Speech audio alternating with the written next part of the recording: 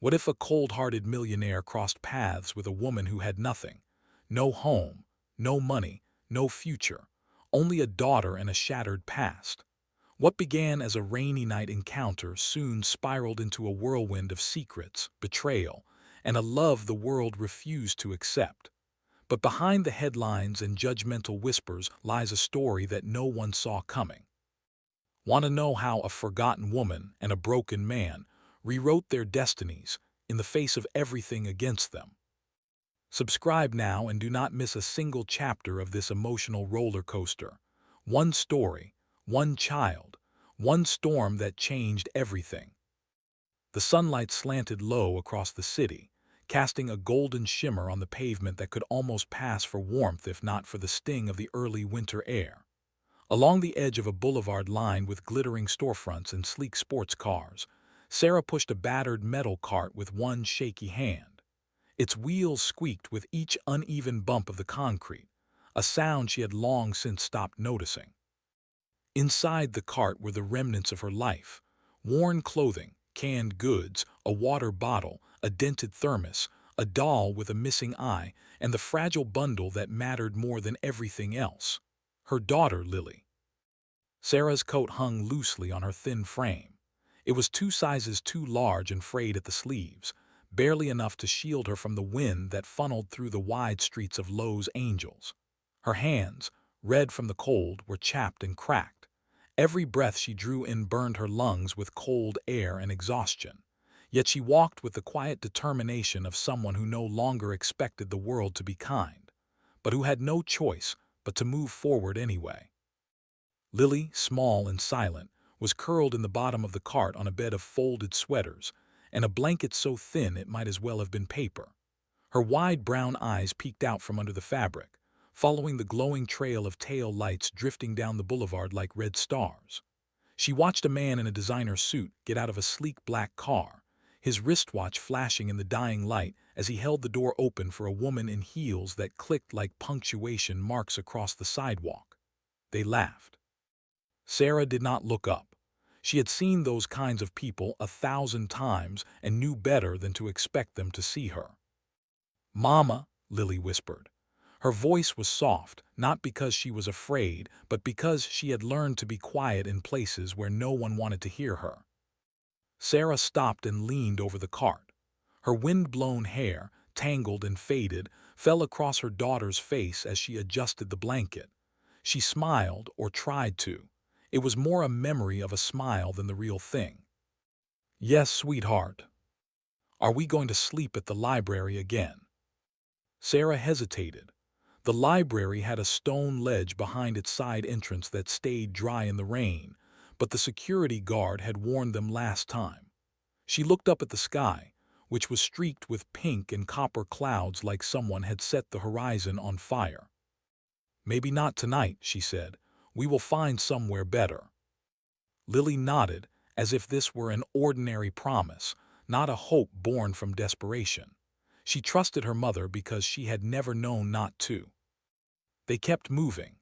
The cart rattled past storefront windows filled with things they could not name, much less dream of owning. A restaurant spilled the scent of roasted garlic and warm bread into the cold air, and Lily closed her eyes as if smell alone could fill her. Sarah noticed, but she said nothing. She had learned long ago that words of comfort were sometimes more cruel than silence. A breeze picked up, lifting dust and leaves into a brief swirl. The city was beginning to shift into its nighttime rhythm. Neon signs flickered on, music leaked from bars, laughter drifted from rooftop terraces. Los Angeles sparkled like a dream glimpsed through a thick pane of glass. Sarah kept walking, one hand gripping the cart, the other tucked deep into her pocket, clutching the last of their coins. There had been a time, not so long ago, when mornings began with the scent of freshly brewed coffee and the soft murmur of a man's voice humming a tune off-key in the kitchen. Sunlight used to pour through the wide windows of a modest but cheerful house in the suburbs, painting the wooden floors with warm stripes of gold. Sarah would sit at the breakfast table in her cotton robe, watching her husband, Daniel, flip pancakes with theatrical flair just to make their daughter laugh. Lily, her hair in tiny lopsided ponytails, would clap her hands and shout instructions, delighted to be the commander of their morning routine. Sarah could still see it all so clearly, the quiet calm of their backyard in late spring, the way Daniel built Lily a playhouse from old pine boards, measuring twice, cutting once, never minding the splinters.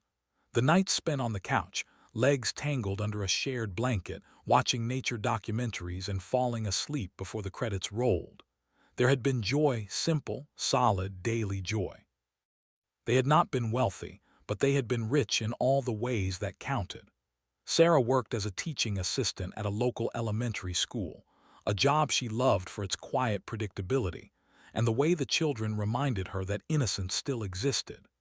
Daniel was a structural engineer, thoughtful and steady, the kind of man who read bedtime stories in silly voices and still remembered their anniversary even when work got busy.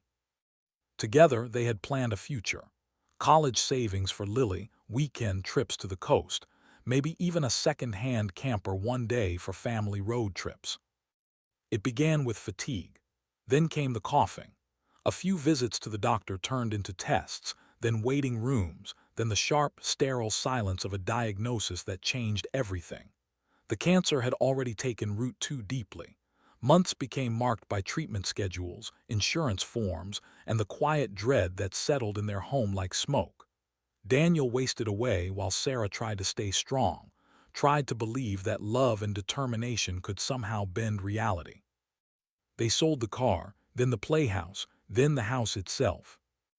In the end, it was not death alone that broke Sarah. It was the quiet cruelty of the aftermath. The bills that kept arriving long after Daniel's voice had fallen silent, the job that could not afford to give her indefinite leave, the pitying eyes of neighbors who slowly stopped coming by. Debt swallowed them like quicksand. Grief gave her no time to grieve. One day, she packed a duffel bag with what clothes would fit, picked up Lily, and walked away from the last locked door that had ever truly felt like home. Now, as she pushed a rusted cart down a boulevard she once passed on the way to the beach, Sarah felt as though her former life had belonged to someone else entirely.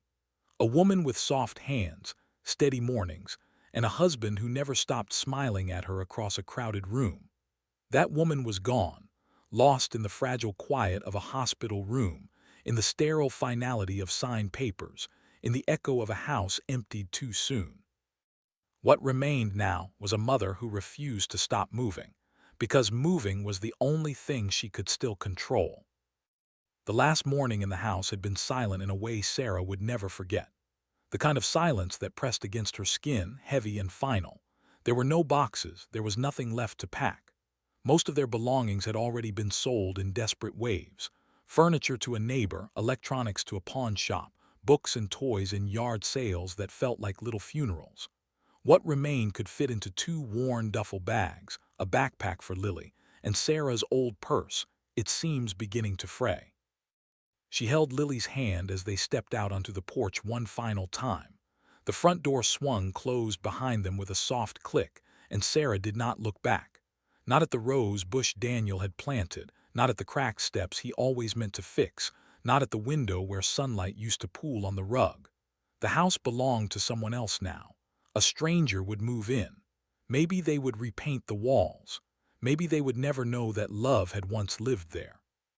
They stayed in a motel first. A week, maybe two, Sarah had lost count. The room smelled of bleach and loneliness, and Lily, still too young to understand the full weight of what had happened, thought it was an adventure. She built towers out of tissue boxes and called the vending machine their special restaurant. Sarah played along. It was easier than explaining the truth. But motel rooms cost money and grief had no grace period.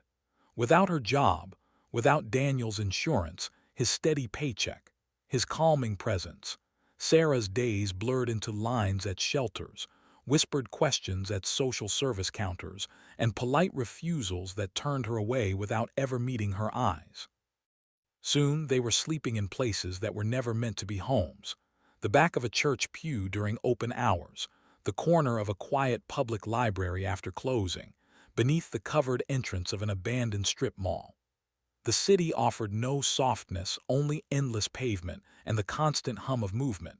People too busy to notice the woman curled on a bench with a child in her lap, or worse, noticing and pretending not to see. She learned which fast food places would let them sit for hours if she bought a single coffee. She learned which restrooms stayed open late and which streets felt safer than others. She learned the way people's eyes slid past her as if homelessness were a shadow one could step around. She learned that if she looked just clean enough, if she smiled just right, some would treat her like a person again, at least for a moment. For Lily, the sidewalk became the only front porch she knew. Sarah made games out of their walks, turning long distances into treasure hunts, inventing stories about the buildings they passed. At night, when the cold crept in and Sarah wrapped her coat around them both, she whispered made-up fairy tales in the dark. But even fairy tales began to sound hollow when the ground beneath you was concrete. Each morning was a question without an answer. Where would they sleep tonight? Would they be safe? Would anyone help, or would the day pass like all the others, measured in footsteps and small acts of endurance? Still, Sarah kept walking. Not because she believed something better waited around the corner, but because Lily was watching her. And for her daughter's sake, she had to pretend that every step forward still meant something. Rain fell in thick, slanted sheets, drumming against the pavement with the kind of relentless rhythm that made the city feel unfamiliar, like a place undone. The streetlights cast watery halos over the glistening sidewalks, and car tires hissed as they sliced through puddles. Sarah stood beneath the awning of a glass and steel high-rise, one arm wrapped tightly around Lily, the other clutching the frayed strap of her bag. Water slid down the back of her neck, soaking through her thin coat no matter how close she pressed to the wall. Lily shivered in her arms, a small bundle of damp fabric and trust. Sarah reached down, tucking the blanket higher around her daughter's shoulders, trying not to let her hands tremble. They had wandered too far today, chasing a rumor of open shelter beds that turned out to be false. By the time they turned back, the storm had caught them. It was past 7 o'clock in the evening now, and most of the offices inside the towering building behind them had gone dark. Only a few top floors remained lit, pale squares of warmth in a sky gone cold and bruised with rain. Sarah kept her head low. She had learned how to blend into the edges of the city's vision. Standing too straight, looking too long at anything, might draw attention, and attention was not always kindness. Then, without warning, a black limousine rolled to a smooth stop at the curb. The engine hummed, quiet and expensive. The rear door opened with a soft click, and from the interior stepped a man in a dark overcoat, his figure tall and still against the glimmering rain. Ethan Carter had the look of someone who belonged to glass buildings and soundproof offices. His hair was damp but neatly combed, his steps brisk and precise. In his hand was a leather briefcase, in his eyes a kind of focused absence, until they met hers. Sarah stiffened. She was used to being looked through, not at, but this man did not glance past her. His gaze caught, sharpened, held. For the briefest moment, neither of them moved. Then Lily coughed, a small, scratchy sound that cut through the steady patter of rain like a whisper in a church. Ethan's expression shifted, subtle but real. The tension in his jaw eased. He looked at the child in her arms, the soaked blanket, the thin legs curled close for warmth. He looked back at Sarah, not with pity but something quieter, curiosity perhaps, or memory. He spoke first, his voice low and unhurried. "Do you need help?" Sarah's mouth parted but no words came. Her instinct screamed to say no, to turn away. Help always came with conditions, with strings, with judgment. And this man, his world was steel and silence, not theirs. But his voice had not been harsh, not condescending, it had been calm. "I'm fine," she said at last, her voice nearly drowned by the rain. He glanced at the sky, then at the shadows along the edge of the building. His coat was already beading with water, his shoes wet at the cuffs.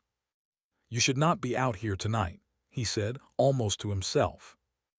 He hesitated, then reached into his coat and pulled out a card, sleek, white, embossed in silver, and held it out, arm extended just enough to bridge the distance without intruding.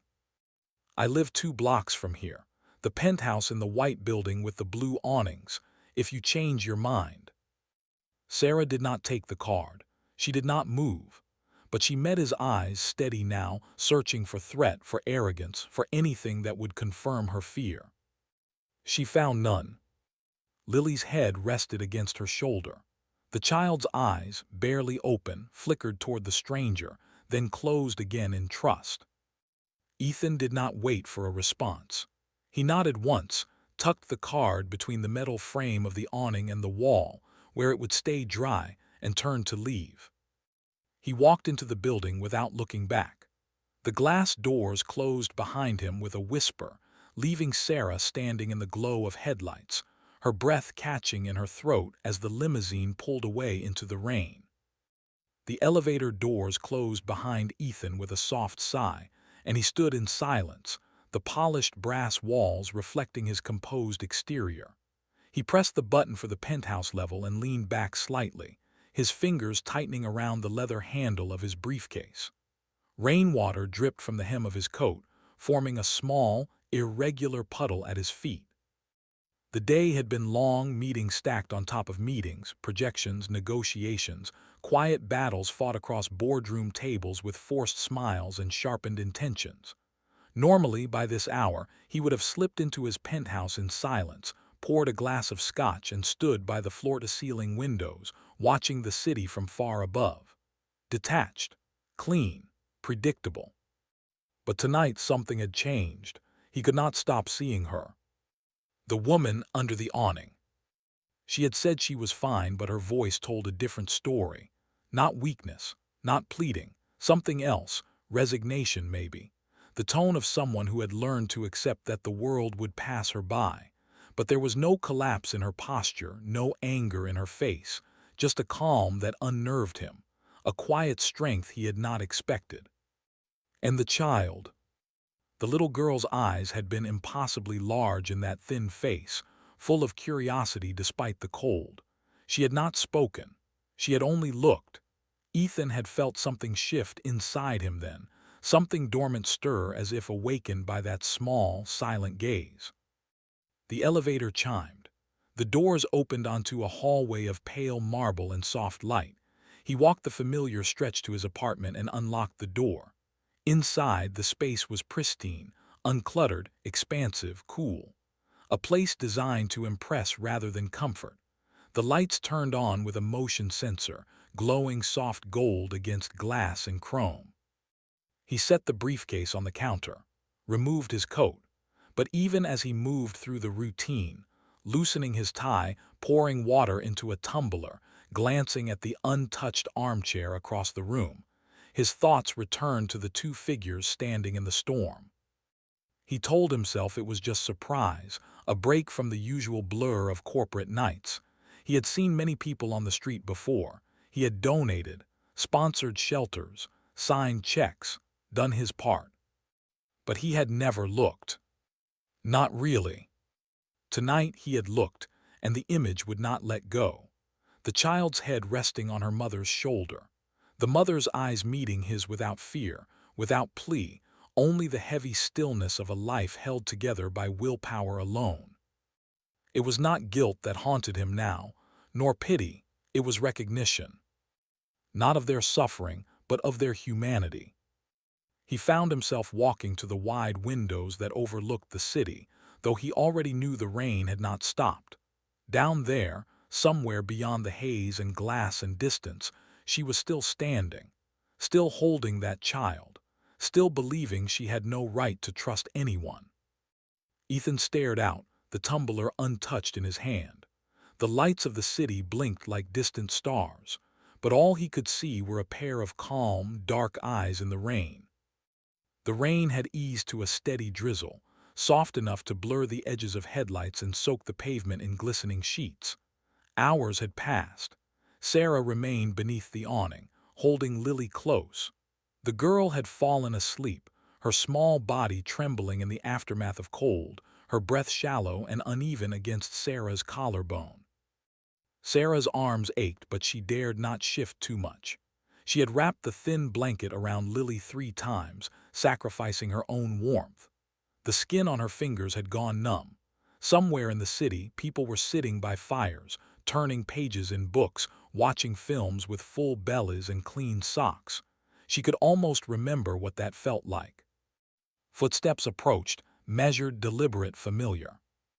Sarah looked up sharply, her body instantly tense. It was the man from earlier. Ethan stood there again, his coat dry this time, hair damp from the walk, not the rain. He had returned alone, no security detail, no assistant. Just a man in tailored clothes who had chosen to walk back out into the cold. "I thought you might still be here," he said quietly. Sarah said nothing. Her arms tightened around Lily. He held up his hands, palms open, as if approaching a wounded animal. "I am not here to pressure you, I would not feel right leaving you out here." Sarah stared at him, measuring every word, every breath, as if trying to read the fine print of a contract not yet spoken aloud. People did not just offer help, not without a reason, not without expecting something in return. Her life had taught her that too many times.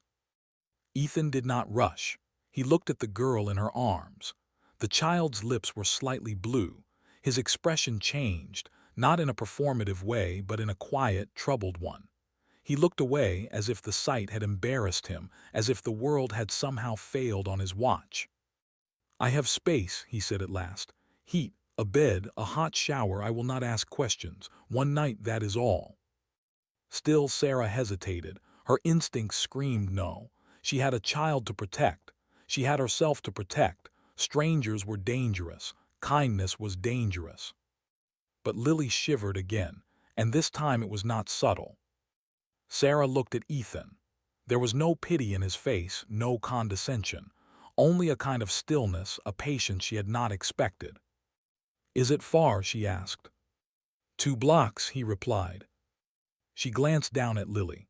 The child stirred faintly, a soft whimper escaping her lips. Sarah's heart clenched.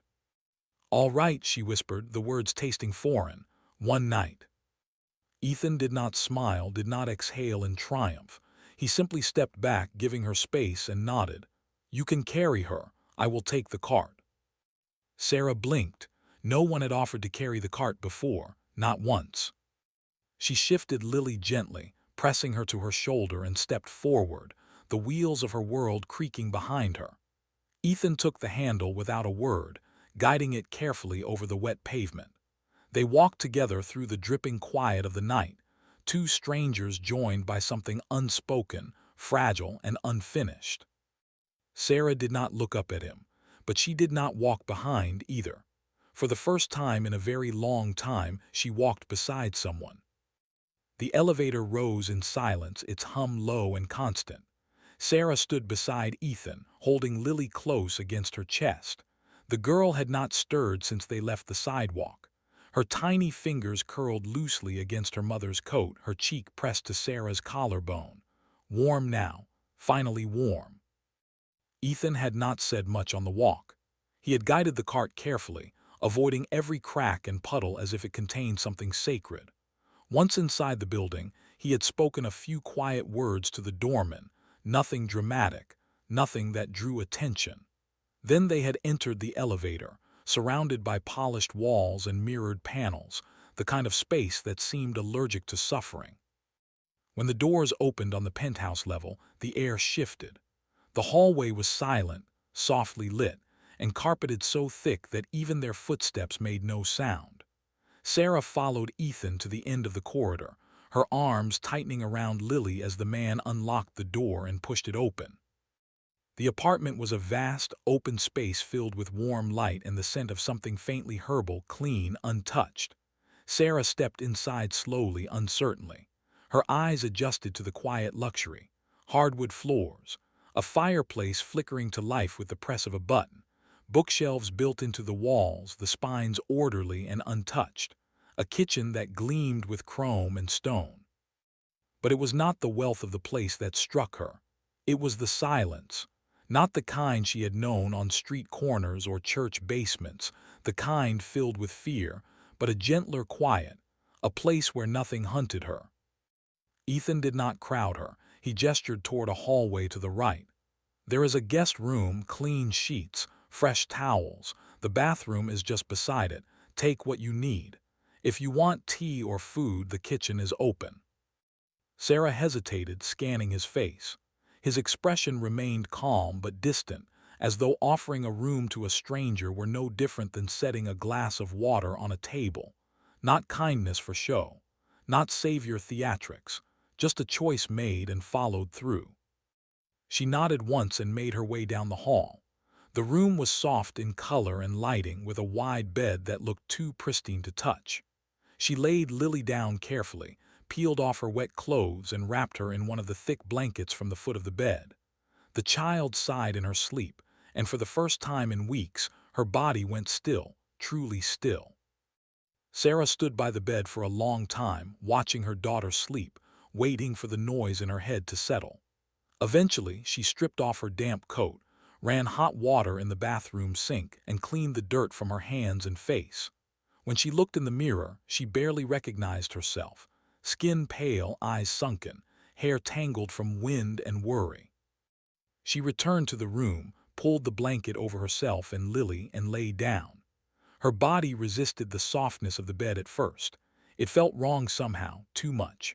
But Lily curled into her side with a small sigh, and Sarah let her eyes close. In the living room, Ethan stood near the window, a mug in his hands gone cold.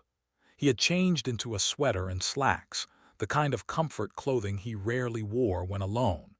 He had expected the silence of his home to feel unchanged, even with strangers inside it. But it did not. He thought of Sarah's eyes as she entered the apartment, how she had scanned every corner, not for beauty, but for danger. How she had said nothing about his wealth, asked no questions, made no assumptions. Just guarded her daughter like a fortress and accepted only what was necessary. He did not know why he had returned for them. Only that something had anchored in his chest when he saw that child wrapped in damp cloth and the woman who held her without ever trembling. In the guest room, Sarah's breathing grew deeper. Her body, finally allowed rest, began to unfurl from its long-held tension. The ache in her spine, the soreness in her legs, the heaviness behind her eyes, none of it vanished, but it dulled, made quiet by the weight of blankets and the hum of distant city lights beyond the window. She did not trust him, not yet, but she had accepted the warmth, and somewhere in that warmth, barely perceptible, a thread of trust began to form. It was not yet safety, it was not yet hope, but it was peace. For one night it was peace.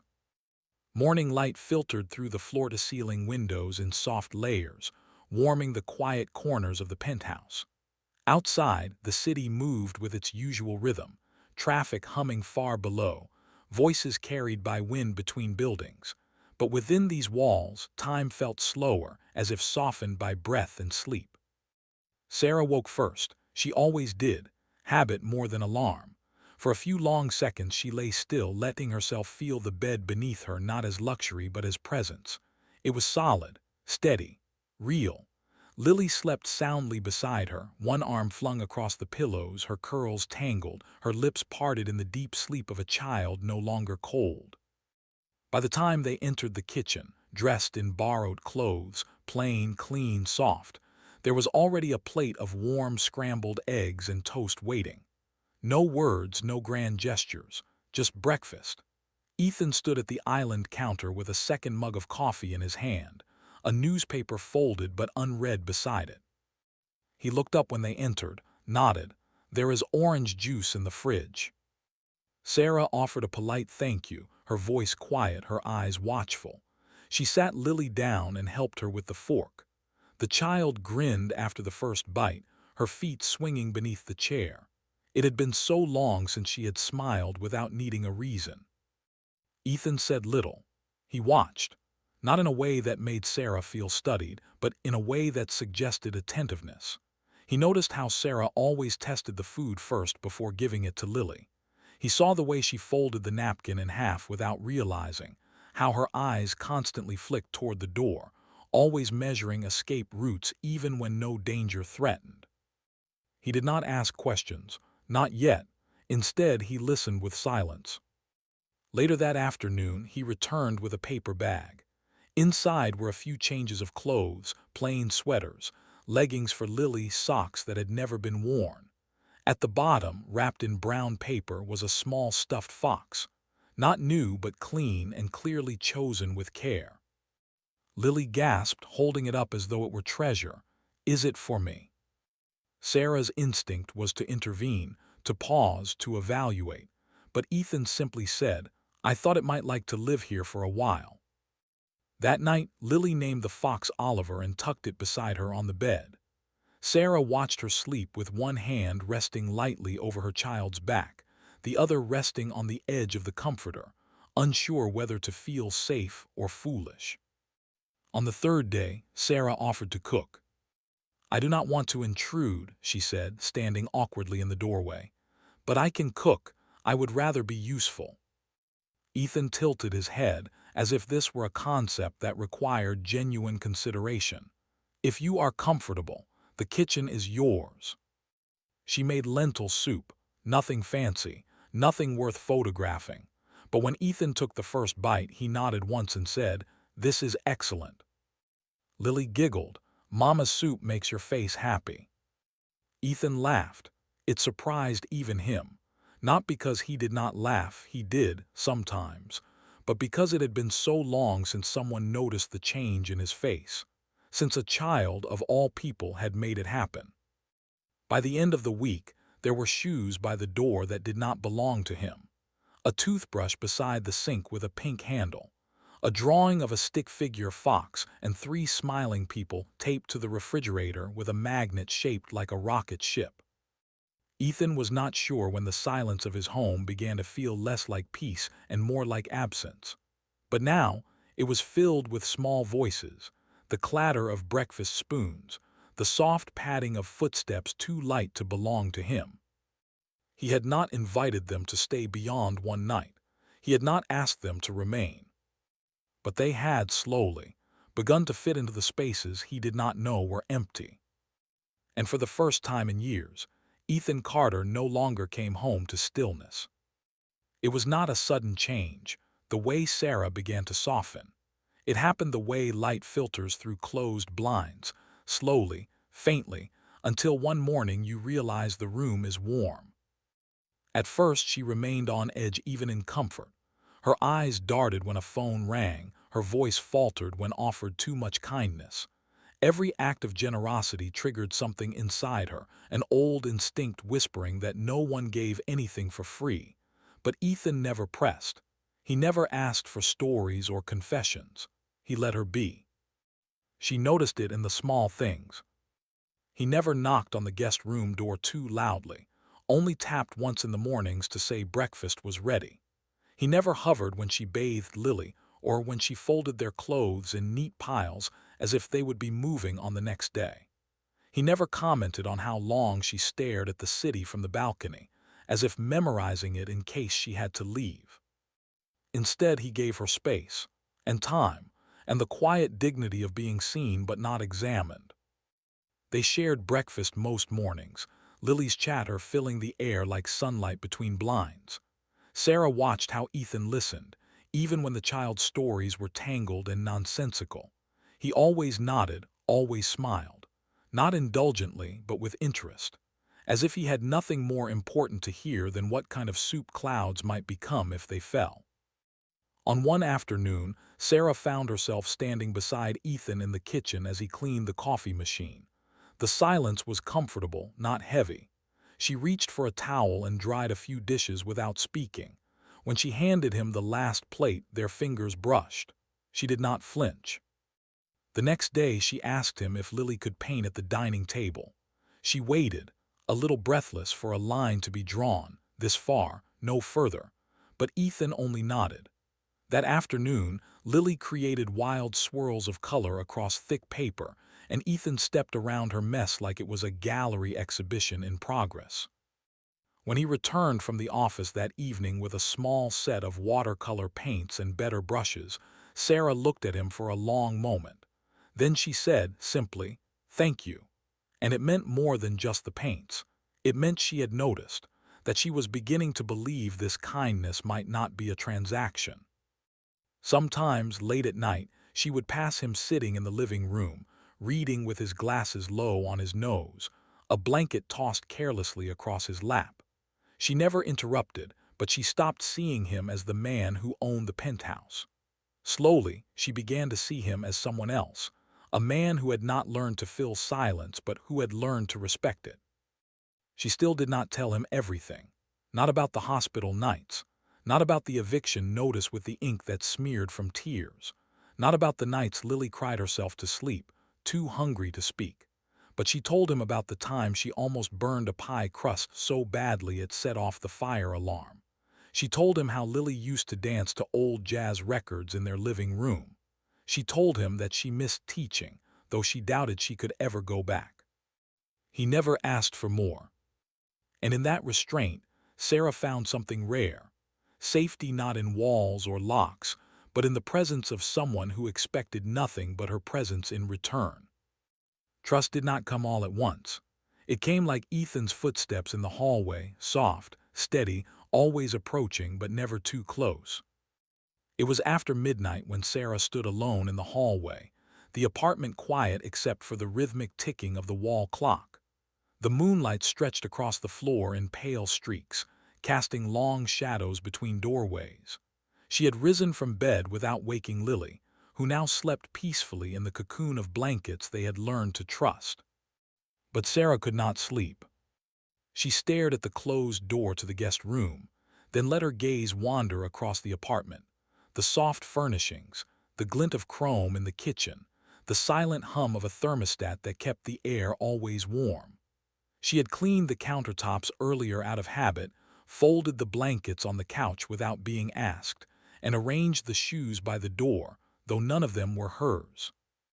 Everything about this space was curated, tasteful, expensive. And she was a woman who had once cried in a grocery store aisle because she could not afford both diapers and milk. No matter how soft the sheets or how warm the light, she still felt like a visitor in someone else's life, a ghost drifting through a life that did not belong to her. She walked slowly to the living room window and leaned against the frame, her reflection faint against the glass. Far below, the city moved on, oblivious to her. Somewhere out there, someone else was losing their home. Someone else was telling a child they had to be brave again. She wrapped her arms around herself, not from cold but from the creeping fear that she did not deserve this, any of it. Not the warmth, not the safety. Certainly not the quiet, steady kindness of a man who owed her nothing. Behind her, footsteps approached. Ethan entered the room, barefoot, dressed in a simple black t-shirt and gray sweatpants. He paused a few feet away, not speaking right away. The light from the hallway touched the edge of his face, highlighting the lines under his eyes, the slight weariness he rarely let show. "I heard movement," he said. "Could not sleep either." Sarah nodded but did not turn around. "I am not used to silence," she murmured, "or softness." He walked to the opposite window and leaned against the other side, mirroring her posture. The space between them was quiet, but not uncomfortable. "I understand that," he said after a while. "I used to find silence peaceful. Then I realized it can also be a wall." Sarah looked at him now, truly looked. "You built a very tall wall." A faint smile touched his lips. "I did, and I was proud of it for a long time." "What changed?" He hesitated, then spoke without looking at her. "My father died 2 years ago. We had not spoken in almost a decade. When I stood at the gravesite, I realized I did not miss him. I only missed the version of him I had imagined he might be if things had been different. That haunts me more than grief ever could." Sarah's breath caught slightly. She had not expected vulnerability from him, not like this. "You never tried to fix it." "I did," he said. "Once, he refused. After that, I built companies instead of conversations." The silence that followed was not heavy, it was reverent. Sarah let her eyes return to the city. "I used to feel whole," she said quietly, "like I had a place in the world. But now I look at myself and wonder if I am just surviving, if I will ever stop feeling like a stranger in every room I enter." "You do not seem like a stranger to Lily." "No, to her I am still enough. That is the only reason I keep going." Ethan's voice softened. "You are not an intruder here, Sarah." She turned to him slowly. "How can you be sure? You barely know me." "I know the way you protect her. I know the way you speak when you think no one is listening. I know how silence does not scare you, but pity does." Her lips parted slightly, but no words came. In his face, she saw no performance, no expectations. Just a man who understood ghosts of his own. They stood there for a while longer, side by side in the dark, two people shaped by absence and the quiet ache of unfinished stories. They did not try to fix each other. They simply stood in the same room, each haunted, each human, and no longer quite so alone. Mornings were no longer silent. They began with mismatched footsteps and the scrape of chairs, the scent of coffee brewing, the rustle of Lily's curls as she padded barefoot across the floor in her favorite pajama pants, the ones with faded stars. Sarah would hum softly as she cooked, a habit born from years of calming a restless child, and Ethan would watch from behind his coffee cup, letting the melody fill corners of the penthouse that had once held only stillness. It was never perfect. The kitchen grew cluttered, toast burned more than once, and Lily had a talent for leaving colored pencils in the most inconvenient places, on the dining table and the bathroom sink, once tucked into Ethan's shoe. But Sarah laughed when she found them, shook her head with that half-smile of exasperated affection, and Ethan found himself laughing too. Real laughter. Not the courteous kind reserved for boardrooms or polite dinners, but the kind that left a quiet echo in his chest long after it faded. One morning, as Ethan reached for the milk, he caught sight of something new on the fridge. A drawing. Lily's usual patchwork of wild colors and delighted scribbles, but this one was different. Three stick figures, hand in hand beneath a bright sun. A woman, a little girl, and a man in a suit with glasses too large for his face.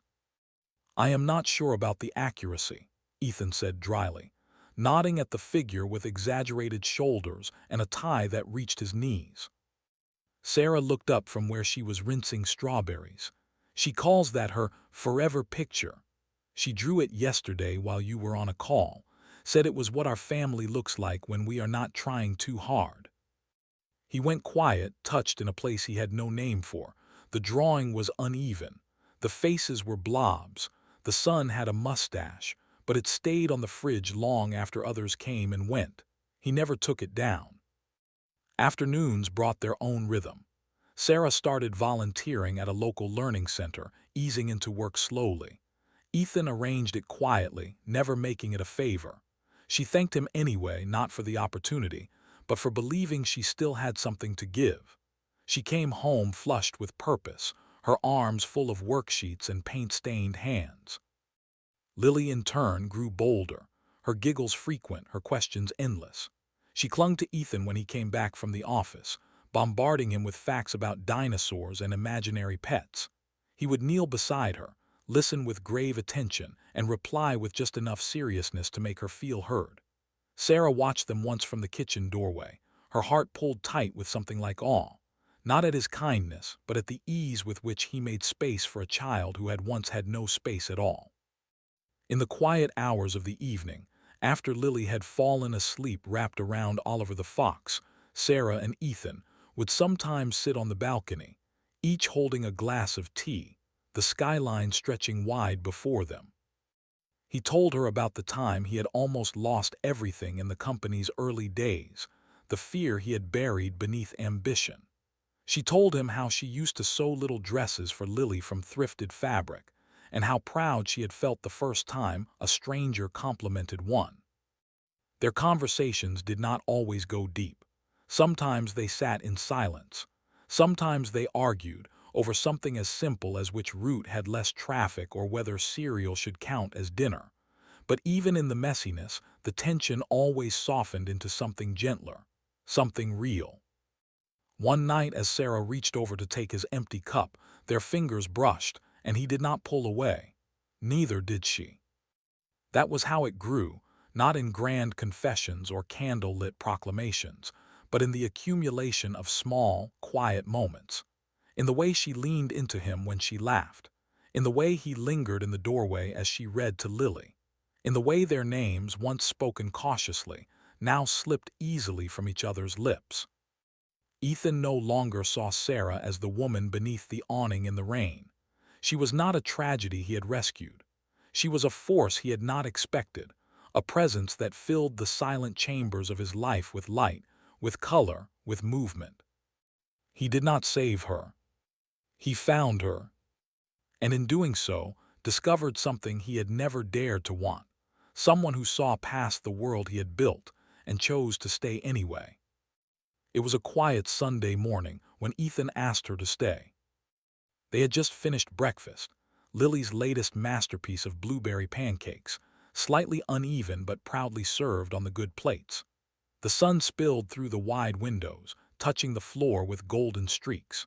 Sarah was rinsing dishes at the sink, sleeves pushed up, hair loosely tied, humming under her breath as she worked. Ethan stood nearby, coffee cooling between his palms, his eyes tracing the curve of her shoulder, the way her body moved like it belonged here, like it had always belonged. He did not make a speech, did not build up to it. Instead, he said it the way one says something simple, inevitable. "I would like you and Lily to stay." She paused, one hand submerged in soapy water, her back still to him. "Not just for now," he added quieter, "for good, if that is what you want." Sarah turned slowly. Her expression was unreadable at first, careful, like she was holding the moment at arm's length to inspect it before deciding whether it was real. Then she spoke, her voice low but steady. "Are you sure you know what that means?" He nodded. "I do not want this place without you in it, either of you." A silence settled between them, thick with the weight of meaning. Sarah glanced toward the hallway, where Lily's laughter echoed from her bedroom as she played with a cardboard castle Ethan had helped her build. Then back to him. "Then yes," she said, "we will stay." In the weeks that followed, the shift was subtle but complete. The guest room became Lily's room, decorated with drawings, books, stars that glowed on the ceiling. Sarah moved into the bedroom down the hall, not Ethan's, not yet. They did not rush. What they were building required time, and both of them understood the value of careful foundations. Ethan called a friend who ran a community literacy program, and soon Sarah was offered a position as a coordinator for early childhood education. It was not glamorous, but it was meaningful. She came home with ink smudges on her hands and light in her eyes. She began to dress with quiet confidence, the weight of invisibility finally starting to lift. Lily, once so quiet in unfamiliar rooms, bloomed at her new school. She painted, sang, brought home glitter-covered projects, and made friends with a girl named Isla who loved foxes and fairy tales. Every morning, she clutched her backpack with fierce pride, and every afternoon she ran into Sarah's arms with stories tumbling from her mouth like jewels. At night, Sarah read to her from the same second-hand books they once carried from shelter to shelter. Now, they rested on a shelf shaped like a tree in a bedroom filled with warmth. Still, happiness felt fragile, like porcelain placed too close to the edge of a table. Sarah carried it carefully, never quite letting herself believe it was hers to keep. Some nights, she would lie awake beside the soft sound of Lily's breathing and wonder when the other shoe would drop, when the world would remember that she did not belong in this life and come to collect it. She did not speak those fears aloud, not even to Ethan, but he saw them in the way her eyes flicked toward the door whenever the intercom buzzed, in the way she still folded receipts too neatly, still checked her wallet twice even when she knew there was money inside, in the way she sometimes stood by the window after the lights were off, as if bracing herself to be returned to the cold. Ethan did not try to fix it. He simply stood beside her, wrapped his arms around her when she let him, let her exhale into his shoulder and find her own way back to stillness. Because he understood now, beginnings were not made from declarations. They were made from presence, from patience, from standing still long enough to be trusted not to vanish. And so they stayed, three people in a home that was no longer just a space, but a slow, unfolding promise. A place to begin again. The first sign of her return was a name on an invitation, an embossed envelope that arrived at Ethan's office, addressed in elegant handwriting he had not seen in years. It was for a gallery opening downtown, one of those carefully curated events that mingled art and influence, where champagne flowed like conversation and appearances meant more than words. Ethan tossed it aside without comment. The second sign was less subtle. He was at a cafe, waiting for a colleague, when he saw her reflection in the glass before he heard her voice. "You still take your coffee black. No sugar, no milk, as predictable as ever." He turned. She stood there in a tailored coat the color of crushed velvet, her heels tapping softly against the floor, her smile all polish and precision. Isabella Crane, poised, magnetic, as brilliant and dangerous as the woman he remembered, perhaps even more so now. He rose slowly, every muscle tightening. "I did not expect to see you." "No," she said, smoothing her gloves as she took the seat across from him without invitation. "But here we are." Their engagement had ended nearly 4 years earlier, not in anger but in something colder, disillusionment. They had been the perfect pair on paper.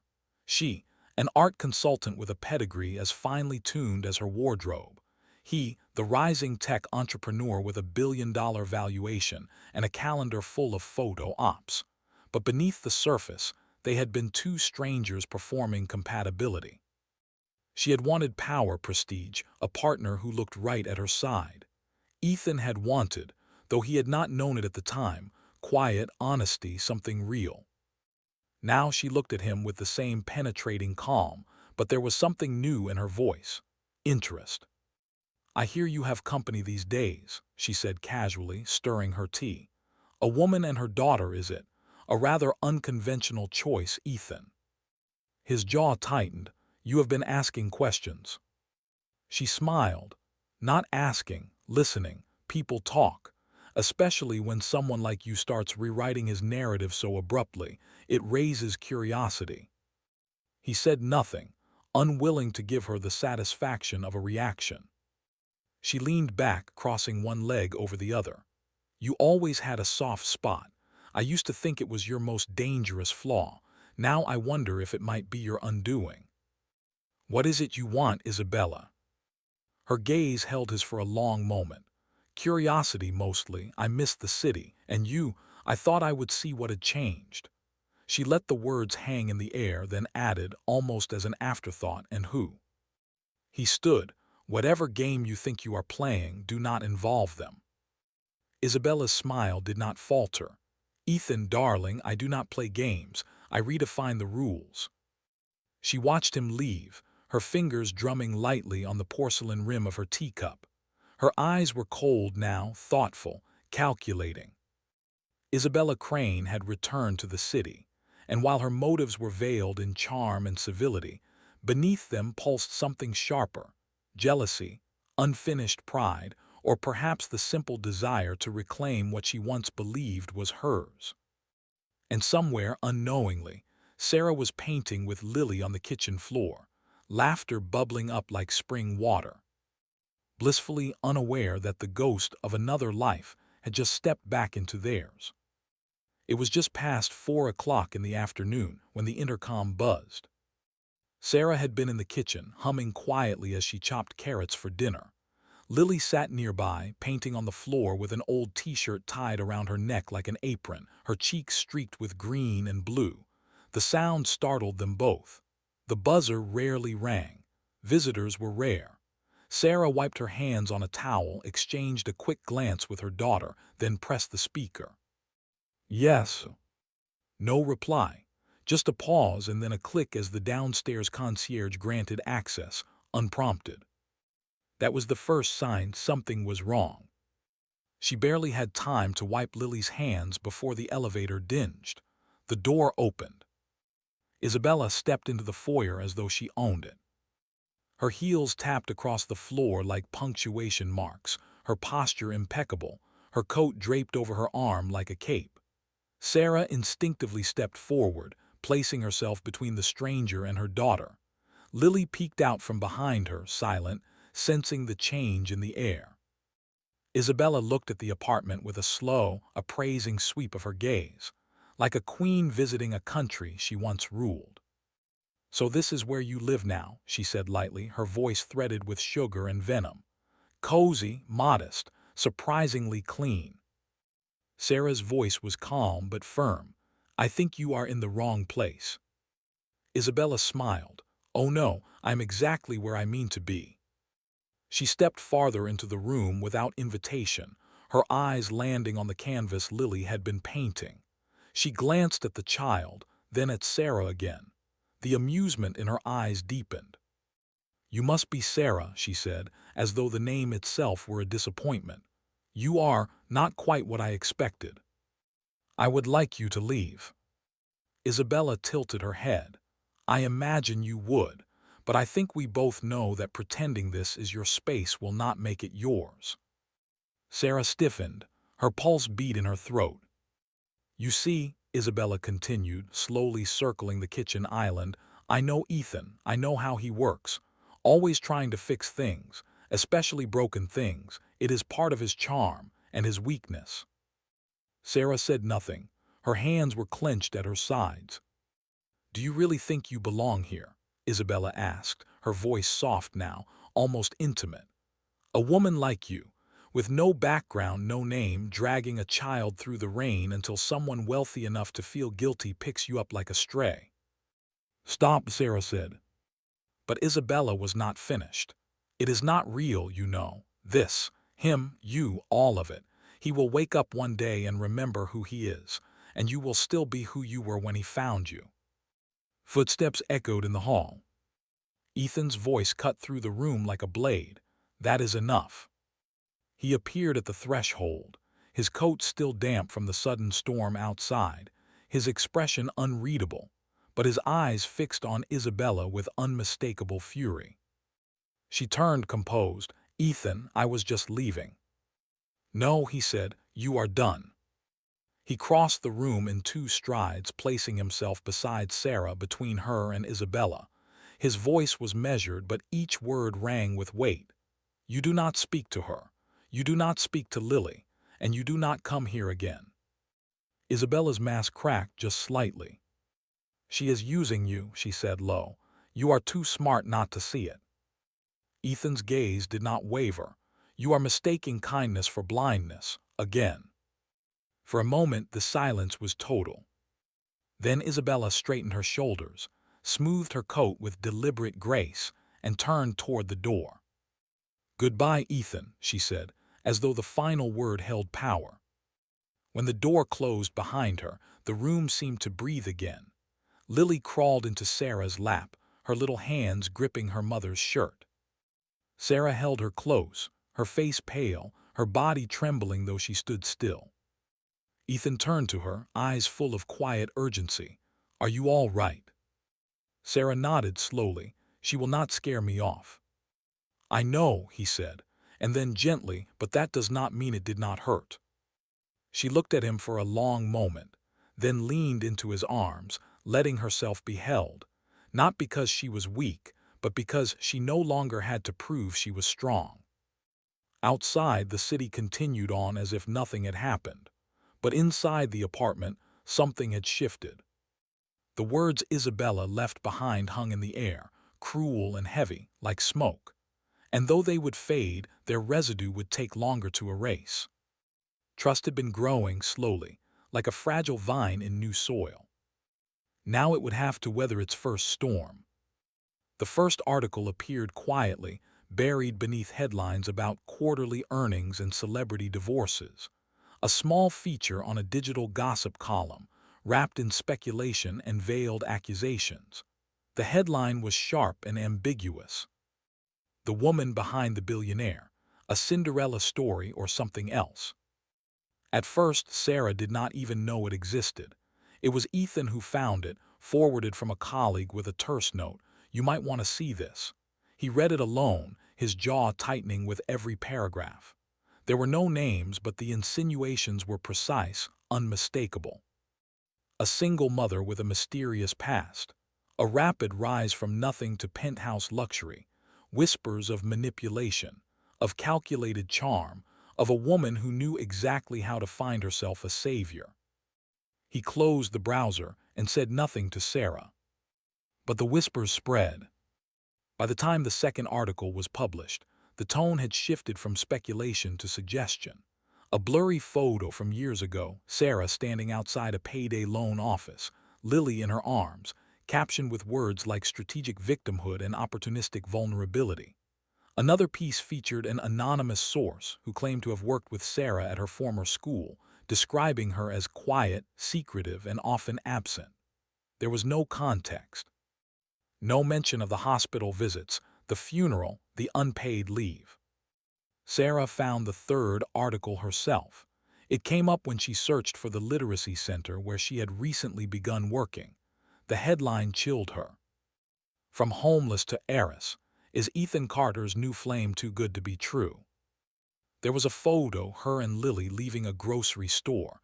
She remembered the day. It had been windy. Lily had worn her too large hat and skipped ahead with her drawing pad. Sarah had looked tired, ordinary, real. Now it was weaponized. She clicked away quickly, her heart pounding, her skin flushed with dread. For hours she said nothing. She cleaned the kitchen twice, folded and refolded laundry, checked on Lily 3 separate times. When Ethan came home that night, she was waiting at the dining table, hands clasped so tightly her knuckles had gone white.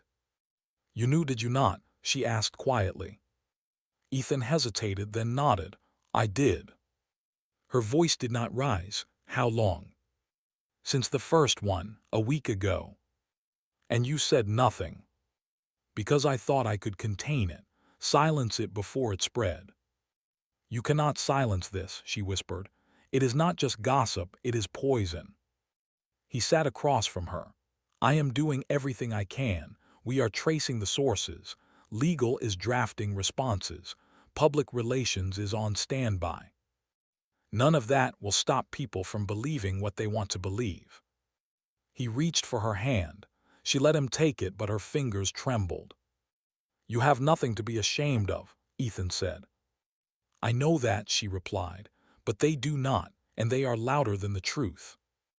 Over the next few days, it worsened. Rumors spread among investors, executives. A few members of Ethan's board quietly questioned his judgment, cloaking their concern in polite phrases about optics and timing. One article suggested he had rushed into this relationship as a publicity move.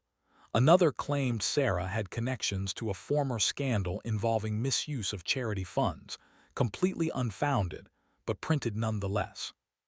Sarah's past, once buried in grief and survival, was being dragged into daylight and distorted until it was unrecognizable. The city that had once ignored her now saw her, but only through the lens of suspicion. Lily noticed the change, too. Whispers at school. A parent who pulled her child away from a shared playdate. She came home confused, asking questions Sarah did not know how to answer.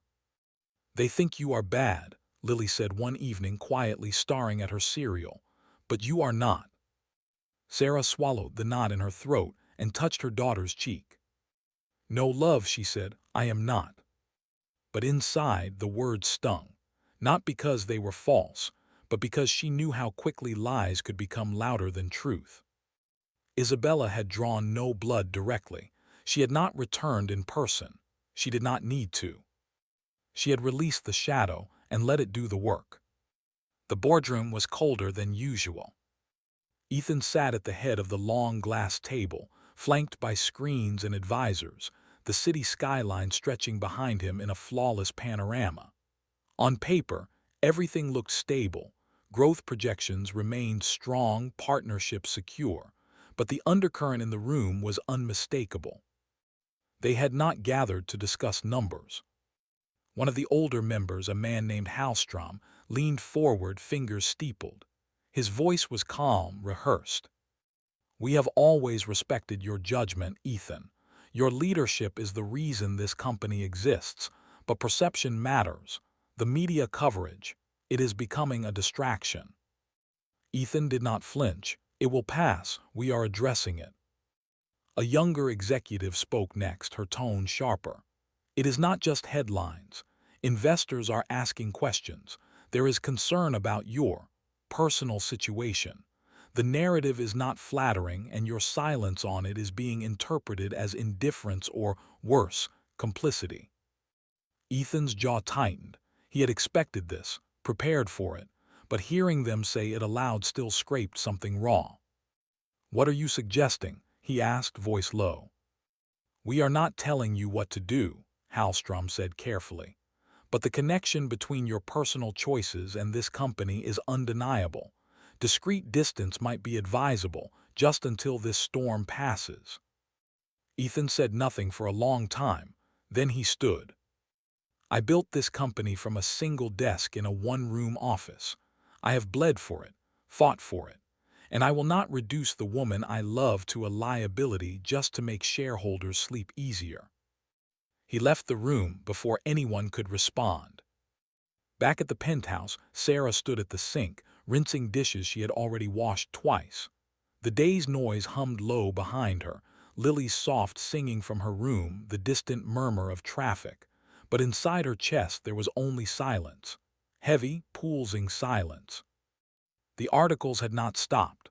A new one today, filled with anonymous sources, claiming she had been seen flirting with wealthy men before Ethan. Another suggested she had faked her homelessness for attention. They even used an old photo of her wedding, cropped so cruelly it looked staged. Sarah had tried to ignore it, to protect Lily, to smile through breakfast, to clean and help and work. But everywhere she went now, she felt eyes on her. In stores, at Lily's school, even in the literacy center, one of the staff had begun avoiding her, not out of cruelty, out of discomfort, as if her presence made the walls less solid.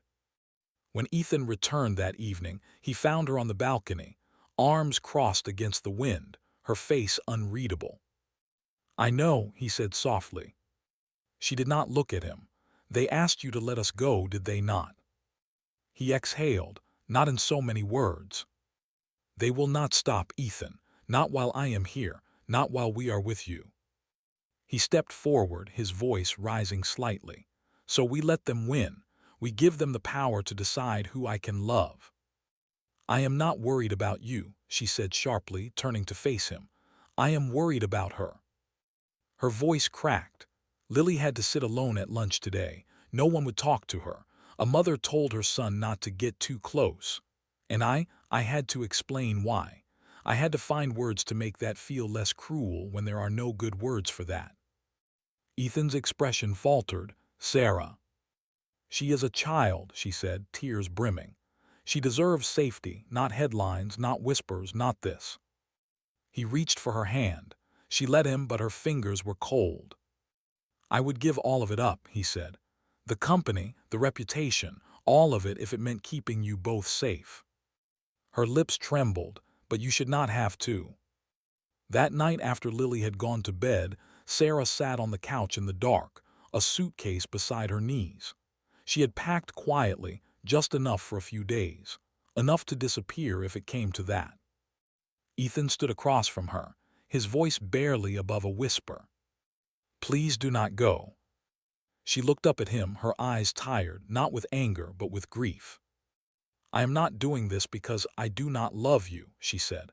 "I am doing this because I do." Then she rose, kissed his cheek, and walked down the hall to hold her daughter one more time. It began with a crayon. Not a headline, not a press release, not a calculated campaign spun by publicists in glass towers. Just a crayon, purple, slightly dull at the tip, peeled halfway from overuse.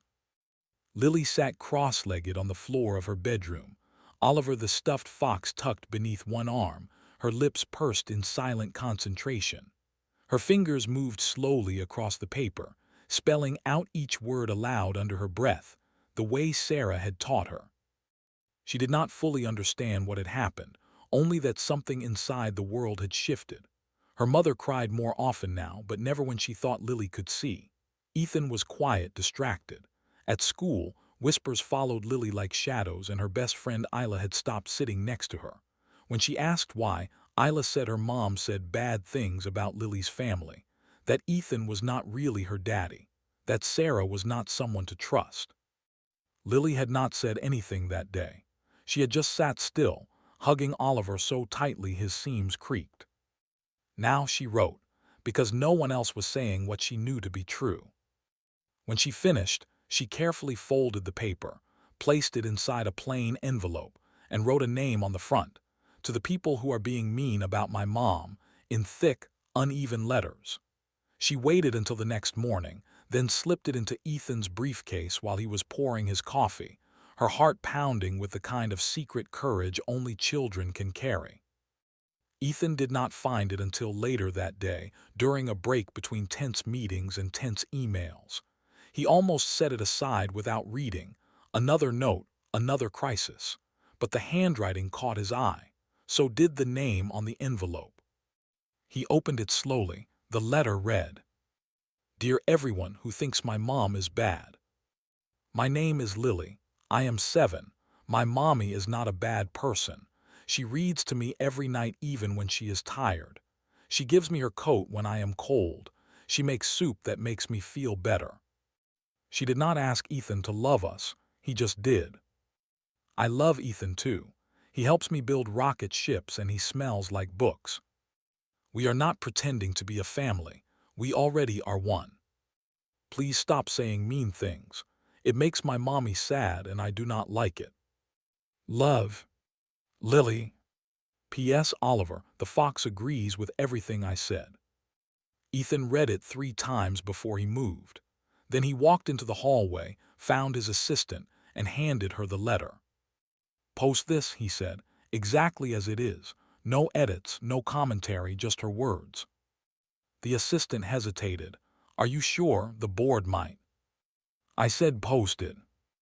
It appeared that evening on the company's official channels, alongside a scanned image of the original crayon-written version. No explanation, no marketing spin, just a child's voice breaking through the noise. Within hours, it went viral. People began sharing it, not because it was part of a narrative, but because it was not. It was pure. A defense not written by lawyers or strategists, but by someone who had everything to lose and did not yet understand how cruel the world could be. Comments poured in by the thousands, parents, teachers, strangers from around the world, people who had felt like outsiders, who had watched the media twist lives into stories, who had believed, even briefly, that the truth should sound like this. This child sees clearer than all of us. Shame on us for forgetting the humanity behind headlines. Give this little girl a Nobel Prize. By morning, a major news outlet had published the full letter with a feature titled, "The Truth According to Lily." Others followed. The tide turned. And in a city where perception once decided everything, a crayon had done what power could not. Back in the penthouse, Sarah sat at the kitchen table, the printout trembling in her hands. Tears streaked silently down her cheeks. Lily stood beside her, unsure, watching her mother cry. Sarah pulled her close, kissed the top of her head, and whispered, "You are braver than I will ever be." That night the air felt different. Lighter, hopeful. And somewhere in the quiet, the world remembered how to listen. The unraveling did not happen in a single dramatic reveal. It came in pieces, quiet, steady, undeniable. An anonymous tip to a journalist, a digital footprint traced back to a private server, a former assistant of Isabella's, weary of playing shadow games, coming forward with documents, fabricated sources, manipulated photos, payments made in cash to minor tabloids. It all began to surface like sediment stirred from the bottom of still water. By the end of the week, the connections were undeniable. Isabella Crane, art consultant, socialite, former fiancée of Ethan Carter, had orchestrated the smear campaign against Sarah strategically, relentlessly. Her motive was dressed in elegance, but beneath it was something primal, envy wrapped in entitlement. She had not been replaced in the public eye, she had been forgotten, and she could not allow that. The media turned quickly. Where once there had been speculation, now there was scrutiny. Headlines flipped. The price of pride, Isabella Crane's manufactured scandal exposed. Vindicated, the woman at the heart of the storm speaks. Sarah, who had once shrunk from cameras and shied from microphones, stood beside Ethan at a quiet press conference arranged not by a PR firm, but by the literacy center where she worked. She wore a simple blue blouse, her hair pulled back, no makeup except the soft flush of someone refusing to be small. She did not deliver a speech, she told a story. About grief, about survival, about raising a daughter on sidewalks and strangers' mercy, about the strength it took to accept kindness when the world had only ever offered suspicion. "I did not ask to be a symbol," she said. "I did not plan to stand here, but I will not be made invisible again, not by cruelty and not by fear." The room was quiet when she finished. No applause, just silence, the kind that comes when truth stands naked and impossible to argue. Ethan spoke next, not as a CEO, not as a man defending a woman, but as someone owning the weight of his own decisions. "I will not sever parts of my life to please people who profit from false perfection," he said. "If that means stepping away from this company, I will, but I will not step away from her." The board called an emergency meeting that night, but they did not vote him out. The tide of public sentiment, fueled by Lily's letter, by Sarah's poise, by the reckoning that Isabella had become a cautionary tale, was too strong to fight. Investors backed down. Clients, instead of fleeing, applauded his conviction. In the end, Ethan kept his position, but more importantly, he kept his integrity. Isabella, once a fixture in every curated gallery and upper-floor party, quietly left the city. There was no farewell tour, no final headline, just a vacuum where she once stood. At home, Sarah opened the windows wide. Let the air flood in. She no longer walked with her shoulders drawn tight, no longer checked her phone in dread. At Lily's school, the same parents who once pulled their children away now smiled too widely, offered small talk with rehearsed contrition. Sarah greeted them with calm grace, not bitterness but boundaries. She did not need their validation, not anymore. In the evenings, she returned to her work at the literacy center, helped women find their voices, children find their stories, and slowly she reclaimed her own. One morning, as she passed the mirror, she paused, looked at the woman staring back. Not a survivor, not a symbol. A woman who had been tested and had stood, and would stand again. The morning dawned warm and golden, the kind of light that seems to hold its breath, soft, clear, reverent. The ceremony was held in a small garden nestled behind an old mission church just outside Los Angeles, where wildflowers grew without being told, and the air smelled faintly of citrus and lavender. There were no paparazzi, no sweeping ballrooms or diamond-laden guest lists. Just a dozen chairs arranged in a semicircle, sunlight dappled through the trees, and the quiet murmur of people who mattered, friends from the literacy center, a few of Ethan's oldest colleagues, neighbors who had come to know Sarah not from headlines, but from laughter echoing down apartment hallways. Sarah wore a dress the color of moonlight, simple and flowing, made by hand in a studio run by women she had once taught to read. Her hair was loose, gathered at the side with a single pin. She did not wear heels. She did not need to stand taller. Ethan stood beneath an arbor of climbing jasmine, his suit light gray, his tie forgotten at home and deliberately left that way. His hands were calm. His eyes were steady, only for her. But it was Lily who stole the morning. She wore a dress with tiny embroidered stars and held tightly to both of their hands as they walked together to the center of the garden. Her shoes were slightly scuffed, her curls wild from the breeze, and in her grasp was a small, hand-drawn sign that read in uneven but bold letters, "This is our happily ever after." The officiant, a quiet woman Ethan and Sarah had met by chance at a community event, kept the words brief and gentle.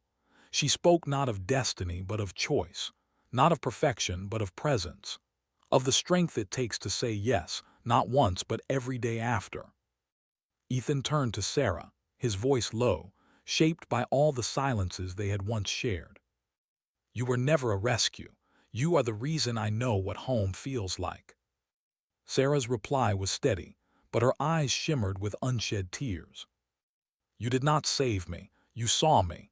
That is more than anyone ever gave." Lily looked up at them, her small fingers still curled around their palms. She did not need a speech. Her face said it all: delight, safety, love. She belonged to both of them and they to her. When they kissed, it was not showy or staged. It was tender, familiar.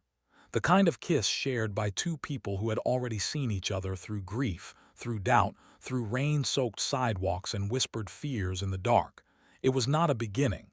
It was a continuation, a vow not just spoken but lived. Afterward, they shared cake in the shade, served on mismatched plates. Lily danced in circles with a crown of daisies in her hair. Ethan laughed more in those hours than he had in years, his hand always finding Sarah's without needing to search. There were no fireworks, no string quartets. But there was light. There was grace. And beneath the California sun, they stood not as survivors of scandal or sorrow, but as a family, held together by something far stronger than circumstance. Love that had been tested, chosen, and finally named. The house was never quiet now.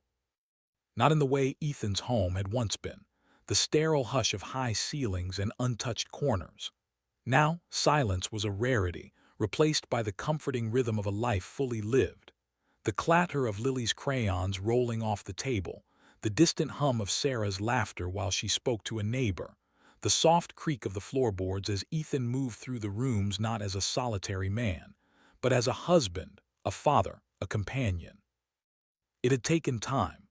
After the ceremony, they did not return to the penthouse. Instead, they chose a house on a tree-lined street just outside the city, a white-walled home with a wraparound porch and a garden wild with rosemary and sage. Nothing ostentatious, nothing cold, just space enough for joy to settle and for memory to grow roots in sunlit soil. Sarah filled the walls with books and photographs. She painted the kitchen a warm yellow and let Lily choose the color for her room, a soft lavender that reminded her of bedtime stories and summer light. Ethan, once wary of clutter, found peace in the mess. A misplaced sock, a forgotten toy beneath the couch, these were no longer irritants. They were evidence of belonging. Sarah thrived in her work, now full-time at the literacy center. She taught with a quiet authority shaped not by theory but by experience, by nights she could not forget and mornings that had taught her to rise anyway. Her students adored her, not just for her patience, but for the way she listened, the way she never looked down, only eyed wide. Ethan still led his company, but differently now. He came home early. He kept his weekends free. He began mentoring young entrepreneurs, not just about profit, but about purpose, about values that lasted beyond the market. Lily grew like a weed in good soil. She brought home glitter-covered art projects, science fair ribbons, and questions that spilled into every room, about stars, about kindness, about how love stays even when people leave. She no longer flinched when strangers spoke her name. She no longer wondered if the warmth around her was borrowed. One Sunday afternoon, she lay sprawled on the living room floor, drawing with one hand and feeding a cracker to Oliver the fox with the other. "What are you making?" Ethan asked, sitting beside her with a cup of tea. "A map," she said, pointing at the loops and stars and crooked arrows, "of our world." Sarah joined them, curling beside Ethan on the rug. "And where are we on it?" Lily tapped the center of the page with her crayon. right here, where all the roads go. They looked at each other then, the three of them. No performance, no audience, just the quiet certainty of a family that had earned its place not through ease but through endurance, through forgiveness, through choosing one another even when the world had not. The wind rustled through the open window. Outside, the garden swayed in late afternoon light. Inside, laughter rose, soft, unforced. This was not the life Ethan had planned, not the one Sarah had imagined. It was better, flawed, real, and luminous in its imperfection. A home forged not by wealth nor tragedy, but by second chances, by respect freely given, and by love that had endured every storm and still, without fail, found its way back to the light.